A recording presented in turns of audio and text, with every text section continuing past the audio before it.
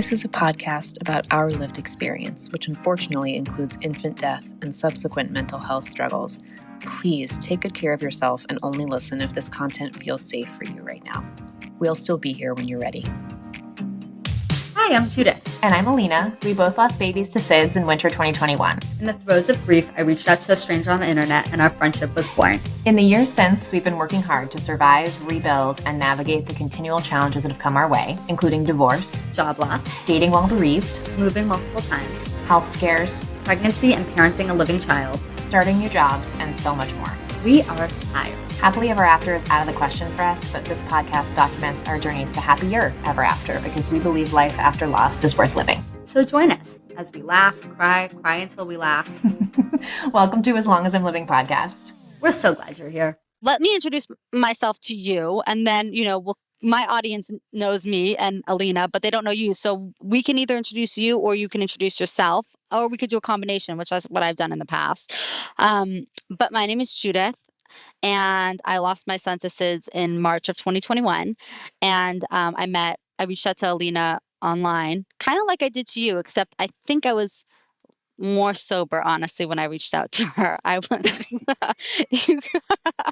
honestly, the fact that I reached out to you when I did was more like I was just like feeling ballsy because I wasn't sober, and I was like, it was like, did I get a drunk text? I love this. You literally did, and it was like the night before the snow day, and I was like, oh my god, I'm be with my kids for 2 days, and so I was not sober, and then I was feeling really ballsy. I was like, I should just text her, maybe she would answer. So anyway, I reached out to Alina just like I did to you on Reddit because I saw her post. She posted something about her loss, and we became like instant friends. And we went off to Vermont and had a weekend together. And didn't murder each other, despite our mother's fears that we were going to murder. One of us was going to murder each other. We did not murder each other. We didn't murder each other.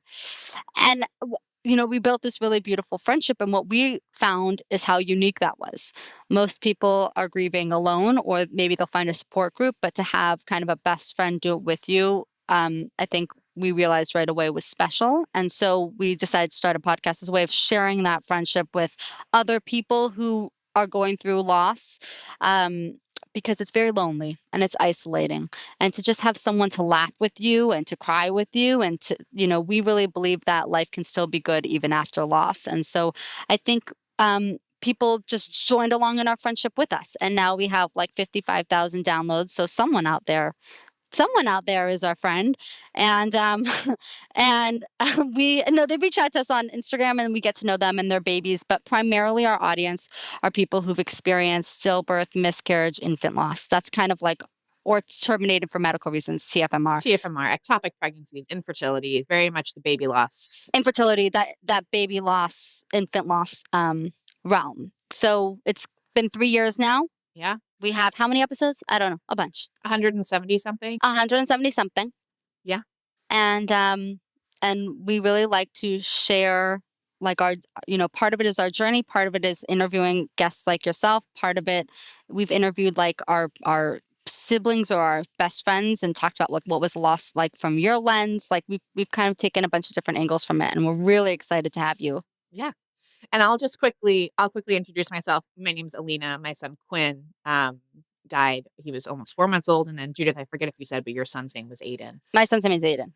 Yeah. So we both lost boys to SIDS in a span. Like we lost our boys right at the same time. We didn't know each other then, but at the same time. So we were kind of on the loss, path together. Circuit. On the loss circuit. I was imagining like a game board, like Chutes and Ladders. That is how it feels. Like you go up a ladder and then you're like, whoa, it's bad. And to be honest, like I know about you now because I did quite a lot of drunk research, but right away, like I remember from the beginning, your posts and your words have always just meant like you capture it so beautifully. So why don't you introduce yourself, tell people where they can find you, tell people a little bit about whatever, you'd like to include in your introduction, but make sure to also include like where people can find you and the books that you've published and so on and so forth. Yeah. Okay. Well, my name is Sara. Rian is actually my middle name. That's what I just started writing with. So when I first started writing, my mom was still alive. So she is actually the one that I'm typically writing about. So she was still alive, and I was dabbling in poetry, and she absolutely loved my middle name, loved that she named me Ryan, just loved it. So I was like, okay, I don't want people to know I'm writing this really bad poetry. I'm going to use this name. And now, folks aren't quite sure. They don't know how to pronounce it. They don't know if it's my last name, whatever. So just to let everyone know, that's my middle name. And I still, everyone, a lot of people in my family call me Ryan, call me Rye, things like that. And you publish under Sara Rian, right? And I publish under Sara Rian, yes. So when I practice, I'm a therapist here in Michigan. So I'm in Metro Detroit. I was practicing in Lansing, Michigan. So I was in the capital for a good chunk of time. And now I'm back to Metro Detroit, where I was born and raised. So I'm here. I'm married. I have 2 baby girls. One just turned 3. The other one turns 2 next weekend. So we're pretty busy over here. So I have this whole other life, kind of, where I'm a therapist with my real last name practicing. I'm actually a certified sex therapist, so I specialize in working with sexual wellness. I have a background in domestic violence and sexual trauma, so I'm oftentimes working with women or women-identified folks. So it's just a whole different world. So I often joke with people that I work with like the 2 taboo subjects, so sex and death and sex and grief. Yeah. You just need to work on money, Yeah. Why don't I just make everyone uncomfortable? Let's just really make everyone avoid me at all costs. You're probably a great dinner guest. Yes. I will be kicked out within 50 minutes. So if you ever just want everyone to move around in their seats and just hate their lives, invite me. And what about your books? Talk a little bit. So Yes. now you have a few books. So I have a few books out. So I have, oh gosh, how many books? 5 poetry books, 1 children's book. So there's actually illustrations and such. Oh. I did have 2 other books that I previously published. I unpublished them because they are super intense and people were wanting my softer version like I write now. And I think it was getting a little confusing for people because I was writing super intense about dating and trauma and feminism. And it was my very early days of grief. So it was when my mother just passed by suicide and I was in the throes of trauma. Mm-hmm. So I did take those ones off the shelves for now. So my most, my published ones, the most recent one would be Then Death Came. And that one I just released a couple months ago, not even.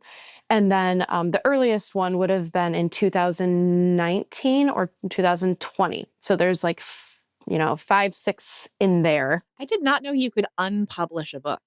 Yes. I didn't know that either. Yes, you can actually say I'd like to take it off the shelves. And that's what I did. Now the reviews are still on Goodreads. They don't take, and I believe on Amazon, possibly you could still see them. So I do love that. It's not like they didn't exist and people who read them, it's not like a library. You don't just erase its existence. It still existed. And I'm imagining trying to get the toothpaste back in the tube. It seems impossible. Yes. Yeah. Yes. So you can still be, it's still reviews and things are still up. But I was getting kind of exhausted by saying hey, these 2 are quite different. The way I wrote in 2019 and 2018 sounds so different than I write now. And I was getting very protective of the earlier versions of me and people wanting a more cookie cutter grief type, similar to what I write now. And I was having a hard time. So actually, I took those off the shelf. So there's still probably, I don't know, 100 circulating somewhere with probably close friends and family. So one of the things that Judith and I were talking about as after she, was oh my God, I messaged Sara Rian. She said she'll come on the podcast. We were like, oh my gosh. So I don't know if you know this, you might know this, but your words are all over the infant loss space. All over the infant loss space. I did not know what type of loss you had. All I know is that every single lost parent on Instagram loves you. Do you know that you're popular in the infant loss space? I know a little bit. I was on a podcast that was for child and infant loss. And I was oh my gosh, don't invite me. I shouldn't be here. I don't want to take up any space that parents and caregivers should have. But no, I guess I did not know just how much it has been circulating. Yeah. Yeah. Oh yeah. So yeah, that's really lovely to know that it's helping. What I think is so interesting. So Judith and my's our contribution to the loss media space is very personal. people know our babies' names. They know their birthdays. Like we don't share our last names. Same as you. We try to keep some level of anonymity. Although I'm sure if somebody was super curious, they could find them. But um, the content that we put out there is very much like our specific grief journey, and people find it very relatable, and they take the pieces that apply to them, and they take, they leave the pieces that don't. But overall, I think people find it very relatable because it's very specific. Your content that you put out there, it's almost like you've managed to just capture the essence of grief without really, and you're even saying like you use your middle name, like it's very impersonal. I did not know the type of loss you had. We followed you for years. I had no idea what type of loss you had. Like I'm just thinking how different that is. Does it feel protective? Was that intentional? Yeah. Was that intentional? You know what? It just kind of happened. And I know it sounds like, how do you just change your whole style? It truly is like, as the years passed, I always tell people like, it's almost like it just like boiled down, and like the specifics almost boiled away. And I was just like sitting with like grief as it was. The earlier, it was pretty specific. You could like, I mean, just a few pages into like a first book or my earlier posts, I don't even think they're up anymore. I kind of like cleared everything up. And maybe that was out of protection for my mom and just, just whatever. But it was very specific. I mean, you knew like, oh, okay, this person lost someone to suicide. Okay, this person lost their mom. Their mom was their best friend. Okay. And then, I don't know, like the specifics just fell away. There are many poems of mine where I think you can tell it was a traumatic loss. It felt very different than like the loss of my grandmother who passed, in her 80s. And I will not say to downplay that, but that was not traumatic for me as much as losing my mother to suicide. Right. And so I think it was there earlier on, and then it has just become this broad, oh my gosh, I'm writing about this universal thing. And I think some people were even writing reviews like, oh, I know the person who wrote this lost their partner and I can't relate. And I was like, oh gosh, sorry, Mom. I don't mean to be so like, I hope this isn't incestual because I did not lose a partner. So do you feel like you're talking to your mom? Like who is, do you feel like this is a project for your mom? Do you feel like this is to your mom? Like who is your audience? And just kind of talk about like how this relates to the loss of your mom and how you see it. So many of my poems are to her. So whenever you're, half of my books, it'll be to you. You'll see you. That's writing to her. But I just put my own loss in there. Like it never occurred to me that you were talking to your mom because I was talking to my son. So yes. You was always a little boy. Yes. But I understand that you is not. And that's what's so incredible. And I think why so many people connected is, and I don't think I even realized I was doing that, but I did start I was using, they, them pronouns. I was saying you, things like that, because, over time as I was writing, my little sister lost her daughter last summer. And I did start writing to her. Name was Sahara. And I did start writing to her, and I would send them to my sister and say, like, just so you know, this was written for Sahara. I'm not including her name or anything like that. And so I do think it ended up becoming, you wasn't just to my mom. It was also to Sahara. It was. Is you ever to your grief? Yes. Yep. I've written to my grief. I just recently wrote one where grief was kind of writing to me or writing about me.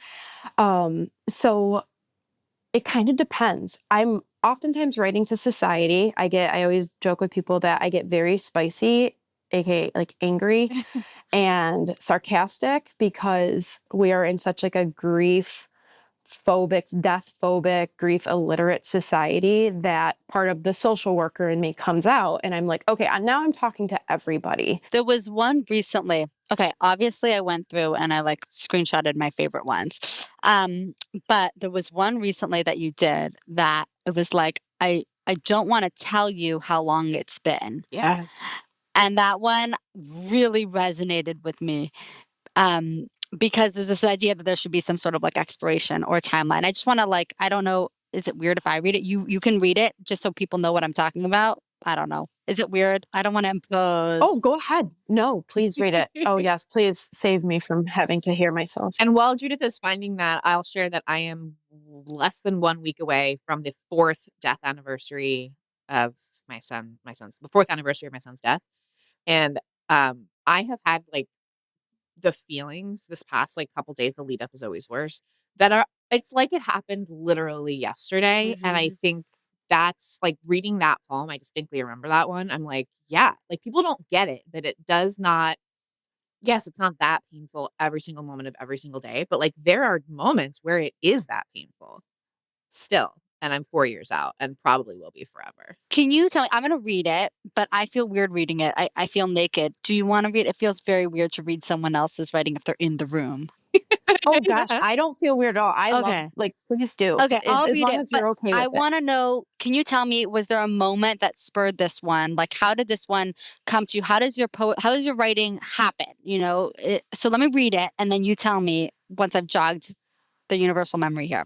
Okay, it says, I don't want to tell you when they died. If it wasn't yesterday, will you expect me to be less broken? If you know it's been a month, year, decade, if it was a lifetime ago, will you expect my grief to be a whisper and no longer a scream? I love that one. Thank you. Yeah, I actually wrote that. I believe it was just in July, so it would have been the 6th anniversary of my mother's death. And I was posting it, and I absolutely hated that I was going to say 6th anniversary, because all I thought is people are going to think, why are you still writing about this? Why are you still writing about her? How do you still write as though the trauma is still just like sitting in your bones? And I'll be honest, I was kind of pissed that I even felt bad about saying what year we were at, as though 6 years has meant anything, because it does. It feels like yesterday. Obviously, I'm able to eat now, and, you know, I'm not in the same like mental health space that I was, and I'm not afraid to do certain things in the way that I was after many years of like working on that. But that was written on the anniversary, and I remember just like, why do I feel foolish to say it's been 6 years, and my God, it hurts so bad still. And I was like, I need to, no, I'm posting this, and I'm going to say how long it's been, because other people who are grieving need to know that it hurts, and it's probably going to hurt on my deathbed. Right. And that's just how grief, loss, and especially traumatic loss, I think sits with us. I'm like, I don't know. It hurts. And I'm so sick of people thinking that time passing makes it hurt less, and that it's supposed to be this like quiet little thing. And it's not. I remember how hard it was. So my son died in January, and I got an entire year of being able to say he died this year. And then I got a whole year of being able to say he died last year. And then when I had to say it wasn't last year, I was like, oh God, like that felt like so, like I just felt like the reactions were immediately different as soon as I wasn't able to say last year or this year anymore. But why? They're still dead. They're still dead. Why? Yeah. Why is that? Right. And that's what kills me, is I'm like, okay, that's not a universal grief thing. That's a societal thing. And that is why I keep writing about it, because I'm not just writing to my mom anymore. I'm not just writing to my niece, right? I'm not just writing to fellow grievers. I'm writing to people who have not yet experienced it, or have gone an avoidant route, or right, like just aren't allowed to show it, whatever it is. And I'm writing to them because I'm like, Yeah. no more. Like, this needs to change. I feel I didn't properly gasp in horror when you said your niece died. And that's a lot of loss for one family. Yeah. Oh, it has been a loss for us, obviously, because we've, loved her even without getting to meet her. She had passed like in my sister's belly, and, my sister did give birth to her and got to, meet her in the only way that she could. But the amount, when I look at what the family's gone through, but particularly my little sister having to do that just a few years after losing our mom, it really, it's just, you really think like it just happens once. Like, you feel like you fill your quota. You're like, I did it. I did the bad thing in my life. like, this is it. Okay. This is it. And then we kind of, I've said in other conversations with people, like we really thought we were like immune. Like, okay, well, all right, we had suicide loss. Like we lost our mom. She was only 55. It was awful. It was terrible. And then when this happened, we were kind of like, no, lightning doesn't strike twice. Right. And yeah, it just kind of lets you know, like, there's just no immunity from it. There's no safety net. Which is why I think the trauma part fuels and kind of stays fueled, is that like, there is no promise that 2 things can't happen or 3 or 4. Even though I tell myself that to comfort myself all the time, and I will live in that delusional state knowing it's delusional. You know what I mean? You have to live in that state. I'm very well aware that that is not how it works. And yet, like, the only way to move forward sometimes is to say, like, okay, well, I did it. I'm at my max. Okay, I'm done. I mean, how else do you live? I'm like, how else do you leave the house? Because you look around and you're like, wait, they could all die. My husband could die. My other children could die. My mother. It's like, wait, I did it already. And, you feel like I did it, check. But it is not the case. But we're going to go back into my Delulu land. And I'm going to be aware of the fact that it's not real because I have to get up tomorrow. Yes, you have to. Which actually brings me to my favorite poem of yours. And I'm going to ask for your input on how you came about these words. Because I think this one literally brought me to tears, and it still does. And I've read it 10 million times. And like it caught me in between my Instagram feed, and it really stood out to me. Okay. It says, when it aches, I quietly tell myself that we will talk tomorrow. I know tomorrow never comes, but it gets me through today, and I have a lifetime of todays to go. I love that. I know I'm really pregnant, but I am actually crying right now. Do cry all the time. So I love tears. Like, just let them fly. Just let them go. Good. Soak the screen, soak the keyboard. Do not hold back. So that was actually that's in When Bones Bloom. I'm pretty sure. I lost track of where all these poems reside now. But I remember I don't know if I was running on like a treadmill. You know how sometimes they'll say like exercise will bring out emotions, and it kind of releases everything in your body and gets things moving. I think I had just been like running, which I hate. And I just it just kind of came to me. Like, I truly just was like, oh, today's hard. This is hard. And I was like, I'll just say we'll talk tomorrow. Like, I'll talk to her tomorrow. That's it. And then I thought of that, and I was like, oh, I'm going to do that every day. I'm going to actually have to tell myself we'll talk tomorrow, because I can't fathom forever. For the next 40, 50, 60 years. Yes. Like, I'm going to live longer without her than I have lived with her. And I know I'm preaching to the largest choir with this, right? But I think that's why we relate so much to your work, because when you realize that, I hope I live till like my 80s. I have like 55. I had my last when I was 29. I had like 50 years to go. Yes. It's daunting. Yeah, it's so daunting. Yes. It's daunting. Yes. Yeah.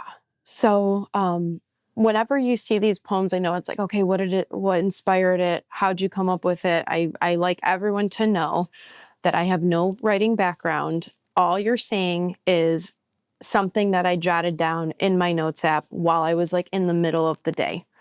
And whatever you see, if it's not in a book, obviously books take a little bit longer, but anything you see on social media, particularly usually first posted on Instagram, I had written that 30 seconds prior, and I put it in the format that I usually do, and I posted it, which is why I have terrible grammar and typos, and I don't capitalize anything. I did not know that. You didn't know that either. Yes. So I do not edit, which I'm sure everyone who's ever read one of my books is like, yeah, we know. But I think that's probably what people like, because my brain is permanently broken. So I don't, it reads how my brain thinks, which is like in short sentences. That's another thing I really like about my brain. Really can't process such long, complex ideas anymore. It's helpful that it's all in one, little slide. Yeah, I find that really helpful. It's kind of like for me. It feels like it's someone who sees me and sees where I'm at. That's the poetry. And I know it's modern and contemporary and people, it's not poetry anymore. And you hear all of this.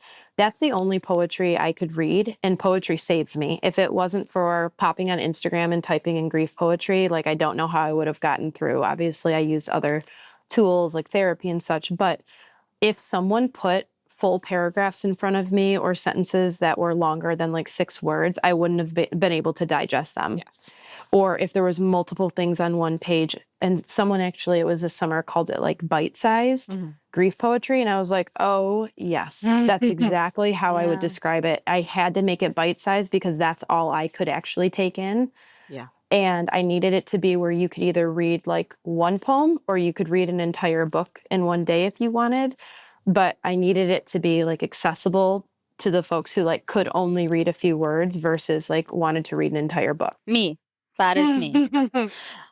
How does it feel to take something that's so personal and so private and to share it out with the masses like that, knowing you might get criticism or people might, whatever it is, like, how does it feel to put out? And I can, Lena and I have this conversation between ourselves too. But our audience is significantly smaller and our content is long form. So we don't get a lot of like people scrolling, crazy people, like people who are really, our content is a half an hour every week. So like it's a commitment to listen to our podcast. And so I do feel like we don't get like drive-by crazies really about the really personal stuff. And I'll add one more thing, which is that we've had incidents where people have said horrific things. Yes. And we've actually limited our comments to our followers only because people have said the most horrific, heinous things I could ever imagine to one of our posts.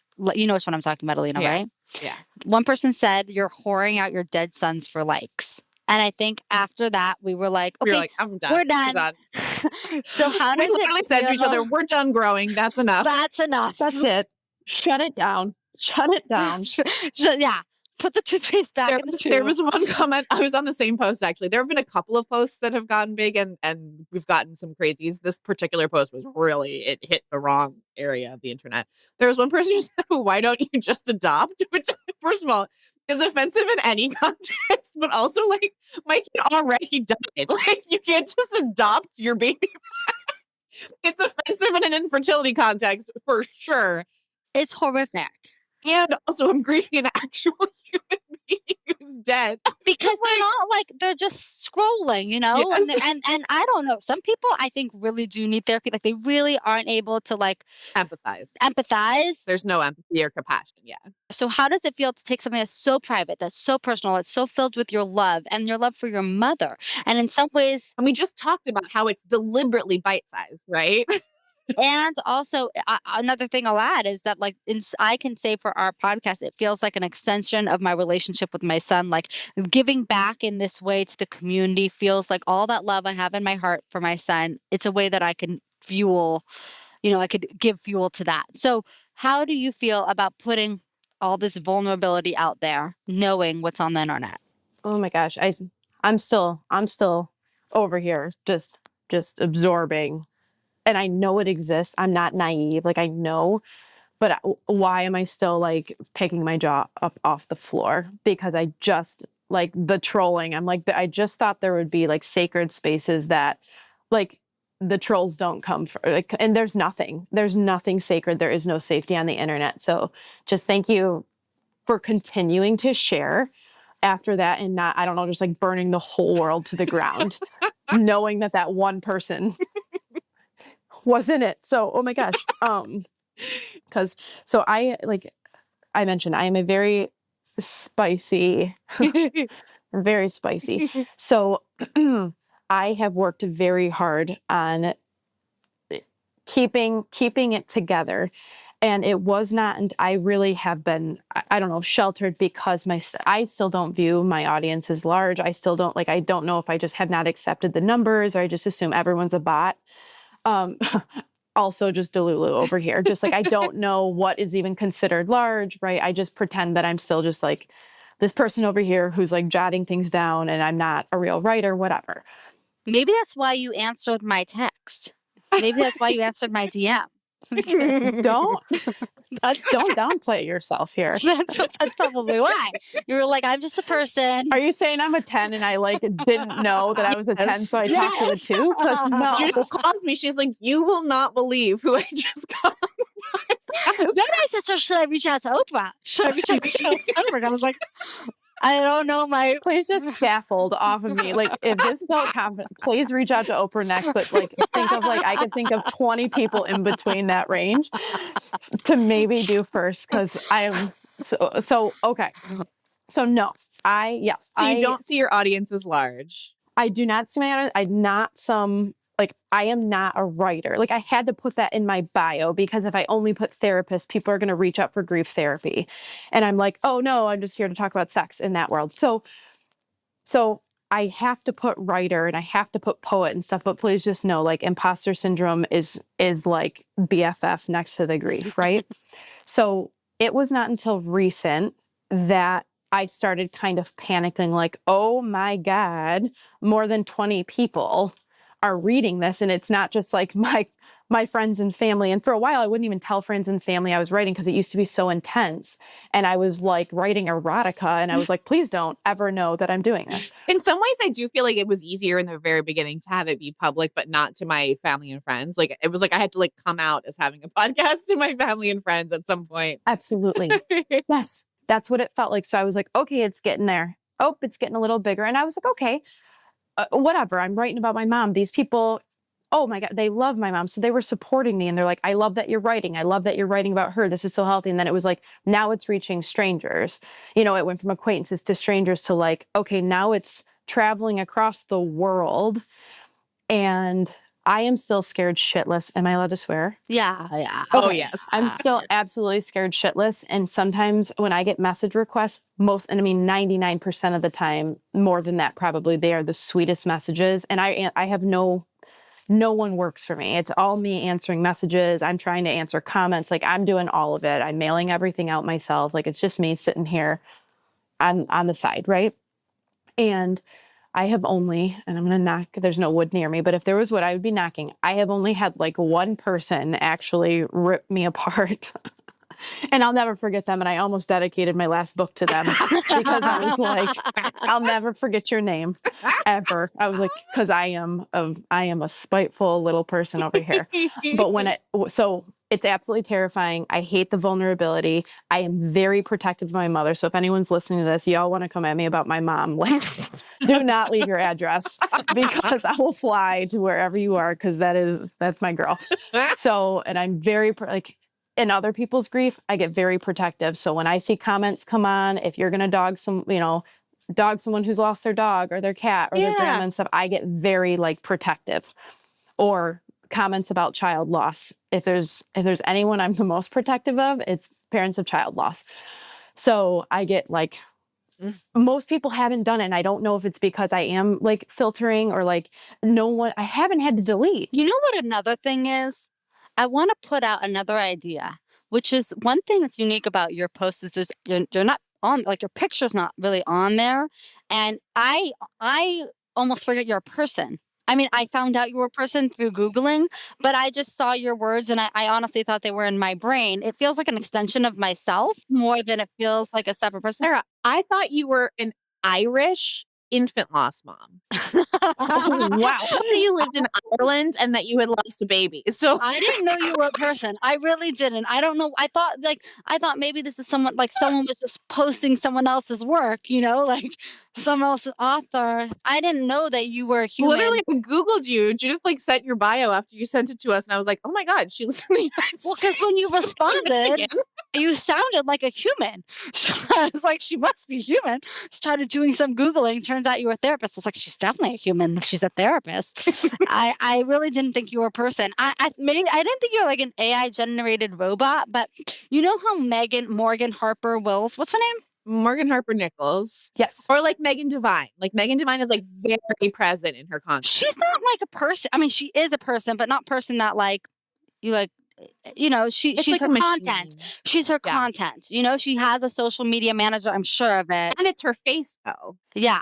But I assumed that you had, I don't know what I assumed. The point is that you're a person, and we forget I thought I was Irish. And we thought you were Irish, and we forget. And so I think because you're not a person How making these. disappointing. Just boring American.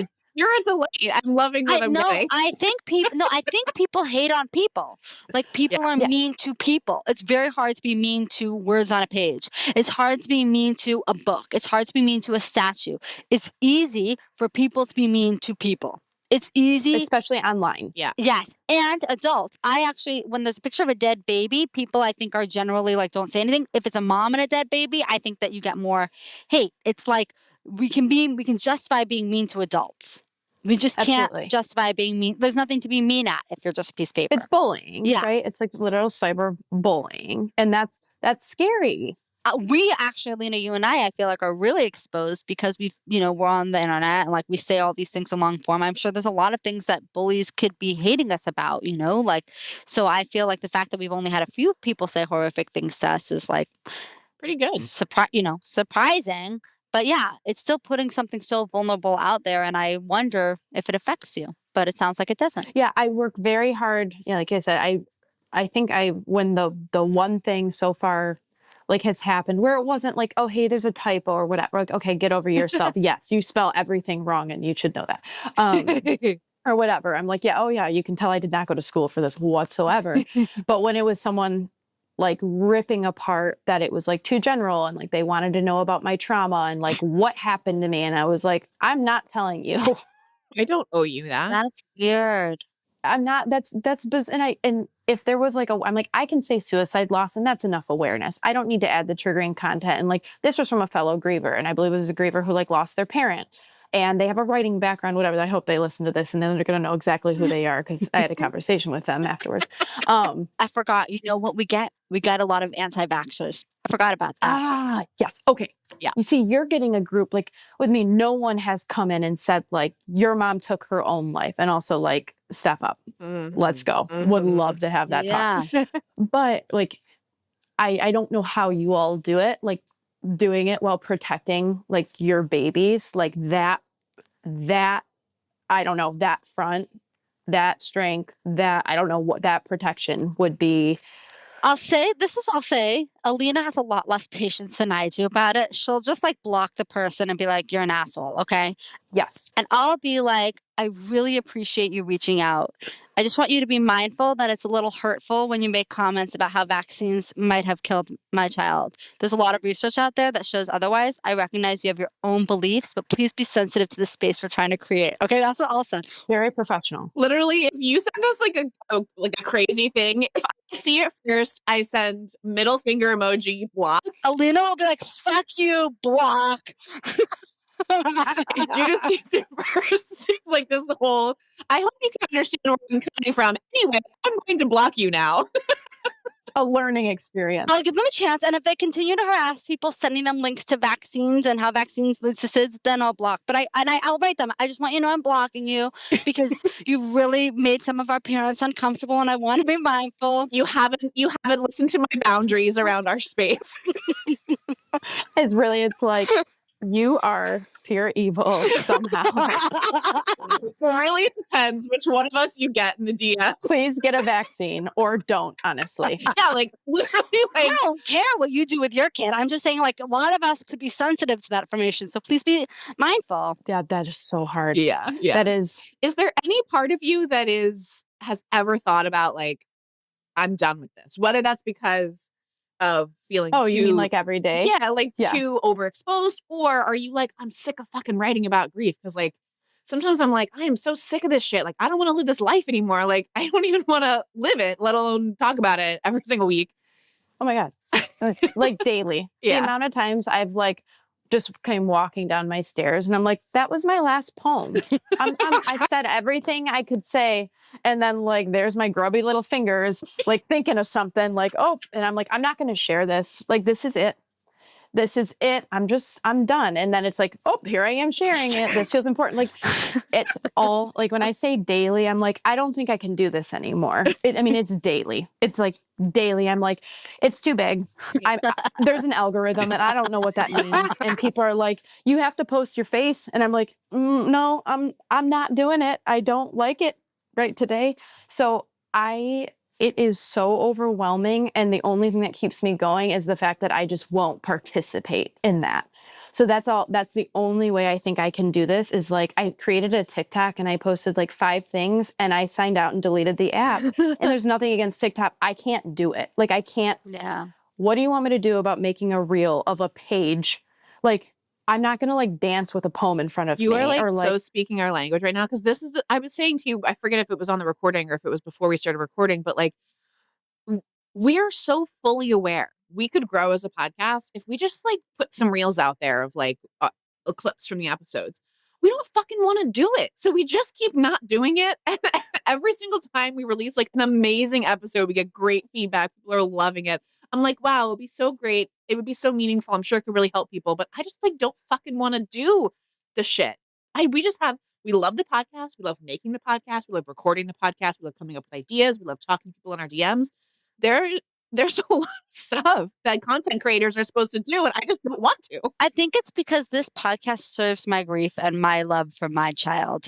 I do it for me. Yeah. I do it for me and I share it because it helps other people, but it's for me. So if it's no longer serving me, I'm not going to do it. I'm not looking to be a content creator. I'm looking to find an avenue for my grief. So yeah, we just don't do it. And we probably could be doing X or getting spot. I don't know what we could be doing, but I don't care because right now my goal is just to keep giving to this like hole that is like the love in my heart.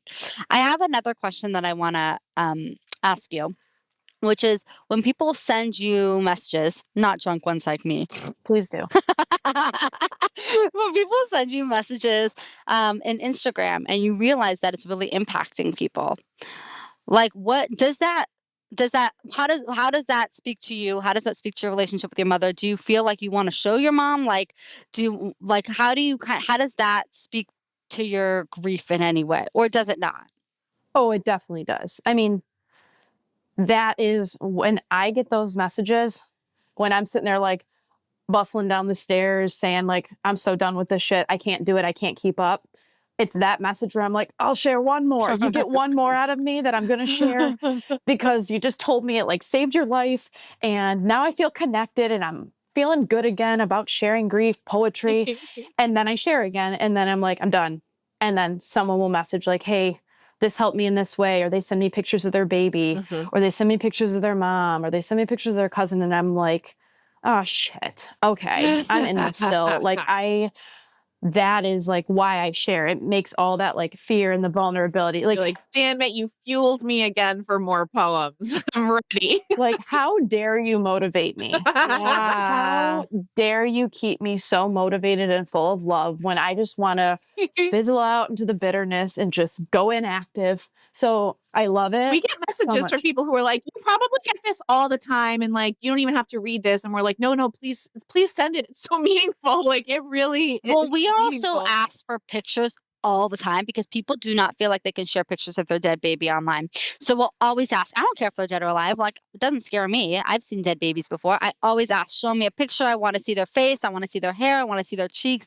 I don't make it black and white. Please put it in a color photo. That's like a huge thing. I don't need it black and white. So show it to me full color. I'm so about it. Like when people share that with me, I'm like, oh, someone feels like I'm a safe space to them. Yeah. Yes. That feels so good. But one thing. What an honor. What an honor. I love that. But I also want to say, I wonder if like you wish you could show your mom. All the time. I know she's watching, but it's like, Mom, look what I did. I am like, when I say, okay, like I know I'm about to be like 35. When I say I am still like an 11-year-old girl who just wants to like run and show like her mom a painting, that's me, right? That was me and my siblings. Like, that's just how we are, like, were with my mom. She was like cheerleader. I could literally hand her like poop and she'd be like, awesome, great color, great texture. So just hype me up in every single way. So she was the one I would share poetry with. I always tell people like, that's why this is so important is I'd be like, Mom, you know, I'm not a writer. I know I'm not a writer, but look at what I wrote. And she just thought it was the greatest thing on the planet. It was like, I hope you publish. I hope you whatever. She wanted to publish books. So when I say like every single poem is the weirdest trip because I'm like, oh, I want to show this to you and it's about you dying is the, like, my mind just like blows apart almost like every single time. Or like, oh, look at this message. Someone said it saved their life. She was with me the entire time. I was like training to be a therapist. She was with me when I got my master's. The only thing she didn't get to see me go into private practice. She knew that was my goal, watched me go through so much, and didn't get to see like this dream come true. So I did it, and I covered my office and all of her things, and was like, my practice name is like the word that we used with each other, to say like, I love you. So like my logo is a ladybug, which is like, she called me Bug. So she is like my entire dream, right? I put her in there. And then like with the poetry, I'm just like, using my middle name, which I didn't even do, before she passed. It just is this like ode to her, and I didn't even know it.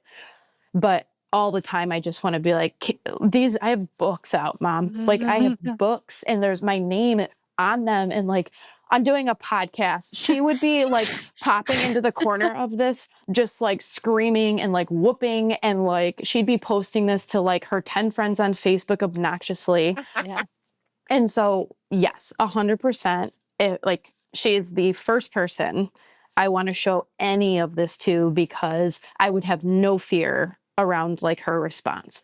Right. Yeah. So that like that mother-child bond. And I know, again, speaking to the choir, like whenever I talk to parents who are like missing their kids, I'm like, just so you know, they loved you so much. They were obsessed with you, because I'm feeling it from the other side. And I'm like, I was obsessed with my mom, still am. Like, I was going to say that because our children never spoke, obviously. And I feel like I just like put so much love into him. Like I spent so much time thinking about him and just doing things in his memory and throwing him dead birthday parties. And like, I just like keep momming him, and I never hear how he feels back to me. And the relationship feels very one-sided to me sometimes. And when I read your poetry, and when I knew it was your mom and I was like reading it, I was like, oh my God, my baby loves me too. Like I know it just feels really good to know that they love me back. like not even love. I'm like obsessed. Like like I try obsessed. so hard. Yes. And I'm like this. I'm like, it starts like the minute like that love is like happening in your belly, right? And I was like, now I've become a mom, and I'm like, oh, this is what she was talking about. And obviously I did not share the same loss, so I don't know, right, what that grief, like having it and losing it, feels like the way you guys do. And so I won't even try to like pretend I know what that feels like, right? I'm gonna keep that honored over here. But all I know is that like, holy crap, can babies love their moms and I know not every mother or father or caregiver is a healthy one. And if anyone's listening who has a not healthy relationship or a cutoff with a parent, like, again, that's its own kind of grief. And I understand that not everyone would be like as wonderful as you guys are to your kids, and as wonderful as my mom was to us. But holy crap, that love literally, like, that love pierces through every layer of pierces through death and time and everything. Alina, do you imagine like our kids like up there and wherever they are being like, oh my God, my mom made a podcast. Look. Oh my God, yes. Look, yes. Mom, I'm on a podcast. Like, I love it. Like, I love that. Like, anyone that says, oh, you shouldn't be talking about it this much or doing, I'm just like, are you high? Like, yes, you should. Like, Yeah. What else are moms supposed to? What do you think moms do? Yeah, right? Let me tell you what we do. Yeah. We make dead baby birthday parties. We come up themes that we don't even know if you like. we decorate your grade with rubber ducks. We light candles for them all the time. And you know what? I had it like for a while. I had a business, and my logo was like a dolphin, like a wave with like a ocean wave, because I always think of dolphins with my son, and like I pick his name for everything and his middle name for things, and We order coffee and put their name on it. just to hear their voice, like we love it back, and we're so desperate. Right. And you would be loving like that alive too. Like, that's where I'm like, nothing. I mean, it flips obviously because grief flips a switch, but the love, I'm like, you're obsessed alive or dead. It transcends space and time. Right? That's why I'm Yeah. like, gosh, if babies were alive, you wouldn't even question a mom sharing their photo Yeah. or talking about them on a podcast, right? Like if someone was sitting there like, let's talk about motherhood and how much we love our babies, no one would even bat like an eye at that. Yeah. Why is it any different? Like show the photos. Like I just don't understand. Like we say we love them unconditionally and you want death to be one of those conditions. I'm sorry. Unconditionally means death is not a condition either. They say like you can have more kids, and I always say, I say if someone loses their mom and then their parent gets remarried and they have a stepmom, would you say that's like a replacement? Would you say that's like good enough, like a replacement for the mom? No one would ever say, oh well, you didn't really lose a mom because you have another mom. Like Oh my gosh. Like if they want to fight, if you want to fight, sure, say it. they say like dumb fucking stuff because you would never say that. Like you recognize that every child has a parent and there's like a love there that's undeniable. Just because I have more children does not mean that my love for my first child goes away. The love still sits there. It's a whole human I know. Yeah. People just say dumb shit. with their own fingerprint and soul and eyes. And I just like, I just don't, I will never wrap my head around that. And again, that's like a societal Yeah. issue that we even think that's like, even makes sense in any small percentage. But I just, and obviously having like babies myself, I'm just like, they are not just like little like robots moving. I'm like, they are their own little humans that like you made. And obviously there's parents that do surrogacy and things, but I'm like, and making one. And Alina, you are making more. I'm actively making one right now, hoping she Comes out. comes out. No. Doesn't die on me. One of your collections is called Loving the Gone, right? Mhm. And that one, I pulled it up on Goodreads because I remember the like little snippet. It says it's a collection of poetry about love's limitless reach after a loved one dies. And that's what we're talking about. Like it does not end. It transcends space and time and sanity. And like there are many ways in which we are Delulu. And one of those ways that doesn't actually feel that Delulu is that I still feel like he loves me the same, even though he's gone. And I love him the exact same, even though he's gone. Like, it doesn't seem like it should make any sense. And it doesn't make sense, but it also makes sense. It's like the simplest thing in the world. And I always like, I talk to people and will say like, someone said, what did they say? It's someone I actually chat with, in the inbox, like through the poetry page. And he and I talk all the time. We talk about just completely different losses. And he said, I want to think this was my wife. And I guess there's nothing that can prove otherwise. And I was like, Yes. Love that energy. I don't care what religion, like I'm agnostic. I'm not atheist. I am not religious. I'm just like agnostic. And I'm like, I don't know. And no one can tell me otherwise.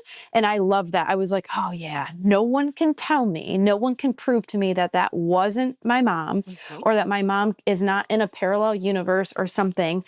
And I love that. Like you can't, and I'm not going to try to take anyone's religion away from them or like whatever their beliefs, but I'm just like, I don't know. I just feel like, I mean, she would promise me over and over, like, death will never separate us. Like, my love will find you. I will always be with you. Like, nothing can keep me from you, not even death. And I'm like, I'm holding you to your word. I promise you, as from the other side, I can promise you that is the case. I can promise you. Fingers crossed. I promise you that she like is right there with you. You think I have anything better to do than be with my kid? Like I have nothing better to do than to be with my kid. That's like, where else was she going to be? Where else were you going to be? What else is she gonna do? Right. Not to like, She probably went to Yosemite. Maybe, that's where I would yeah, not to make her sound like a loser, but go like see a couple things, but that's only a few days. Then yeah, it's like she would have seen Elvis and like, that's it. She'd be right back. Like That's she would right. have visited Elvis. That's it. And then right back to her kids because that's what moms do. that's what moms Right? do. Like that's it. That's what we I do. know that's the only stop that would have been made probably. Yeah, that's it. Well, Sarah, it's been really a delight talking to you. Absolutely a pleasure. More than a pleasure. Thank you for being you, and thank you for sharing vulnerably, and thank you for responding to my text. Thanks for the drunk text so much. And I am not at all disappointed that you're not an Irish lost parent. Not at all. I want to go back to see what I wrote because I actually think I read it over 5 times. I read it to my husband and I was like, do I sound right? Am I speaking sentences? When I sent it out, I was high as a kite. Okay. Now I need to look back and see if you sent me like a 4-leaf clover or something in there just to see if you really were going for it. I think I checked it the next morning being like, phew, she responded. She did not say, I want to see what it was, but it was such a pleasure. Thank you so much. Thank you. I never thought I'd be talking so much about grief and also laughing and tears and crying, actual sad tears. And I love it. Welcome to our life. We literally call ourselves the happiest sad podcast. Yeah. We laugh a lot. I love it. We are the happiest sad people you will ever meet. In fact, I might be happier than some non-sad people, I actually think some days. I think that's true. I mean, probably, which I love that. I love the coexisting. And I'm also if anyone listened to has ever met my mother, the loudest, most obnoxious laugh and laughed all the time to the point where you're like, for the love of God, please don't laugh. I love for that. this one. And so I love that we get to laugh because I just don't only need sad tears all the time. I'm there's just such a range and we need to normalize the range or else people think they're grieving wrong. So thank you for showing how wide the range is of grieving hearts. I love that. To all of our wonderful new friends, we want to hear from you. Email us at aslongasimlivingpodcast@gmail.com and follow us on Instagram at aslongasimlivingpodcast. We'll get back to you as soon as our grieving brains allow. Yay!